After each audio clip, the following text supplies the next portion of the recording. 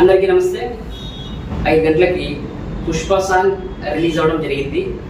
ఈ Pushpa song review ఇవ్వడానికంటే ముందు నా వీడియోస్ అందరూ మీరు చూస్తున్నారు, కానీ ఎవరు కూడా సబ్స్క్రైబ్ చేసుకోవడం లేదు. ప్రతి ఒక్కరు కూడా ఖచ్చితంగా నా యొక్క ఛానల్ని సబ్స్క్రైబ్ చేసుకొని లైక్ చేసి కామెంట్ చేసి షేర్ చేయండి. ఓకే, మనము ఈ సాంగ్కి రివ్యూ చెప్పడానికంటే ముందు చంద్రబోస్ గారి గురించి మాట్లాడాలి. ఆయన తెలుసు కదండి అందరికీ, ఆస్కర్ అవార్డు గ్రహీత. ఈ ఆస్కర్ అవార్డు గ్రహీత కాబట్టే ఈ సినిమాలోని లిరిక్స్ కూడా ఆస్కార్ లెవెల్లో ఉన్నాయని చెప్పుకోవచ్చు. నిజంగా నాకైతే ఈ యొక్క లిరిక్స్, ఈ సినిమాలోని లిరిక్స్ ఎక్సలెంట్గా నచ్చాయండి నిజంగా. పుష్ప పుష్ప పుష్ప పుష్ప పుష్ప పుష్ప పుష్ప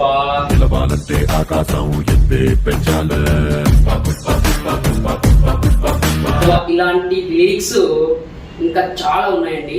ఆ లిరిక్స్ వింటుంటే గూస్ బంప్స్ వచ్చేలా ఉన్నాయండి. అసలు నిజంగా చెప్తున్నా, ఈ సినిమాలో ఉండే యాటిట్యూడ్, రిచ్ యాటిట్యూడ్ అనమాట. ఈ యాటిట్యూడ్ తగ్గట్టుగానే చంద్రబోస్ గారు లిరిక్స్ రాయడం జరిగింది. ఆ లిరిక్స్ మీరు పూర్తిగా సాంగ్ వినండి, ఆ లిరిక్స్ వినండి, అసలు ఎక్సలెంట్గా ఉన్నాయండి. ఇంకొక లిరిక్ ఉందండి, నువ్వు కూర్చున్న బండ రాయి కూడా నువ్వు కూర్చుంటే సింహాసనం అవుతుంది, ఇంక వేరే సింహాసనం అంతా కూడా బండరాయి అవుతుంది అన్నట్టుగా లిరిక్స్ ఉన్నాయండి. చాలా బాగా రాశారండి లిరిక్స్ మాత్రము. నిజంగా నాకు చాలా బాగా నచ్చాయి. ఒకసారి మీరు వినండి, చాలా సూపర్గా ఉన్నాయి lyrics.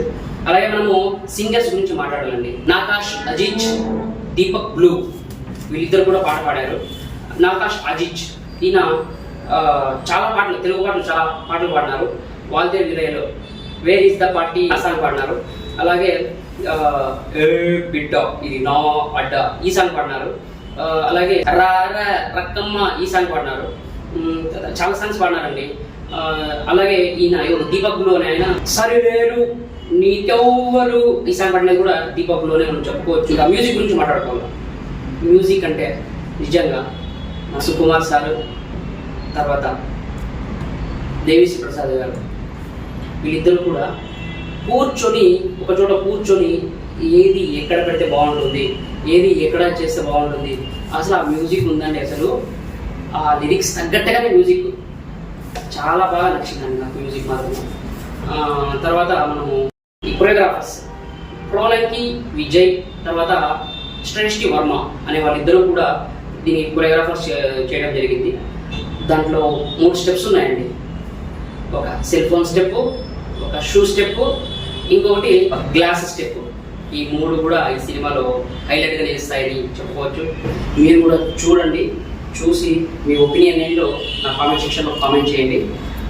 Thank you very much. Next వీడియోలో కలుద్దాం. Bye bye, see you.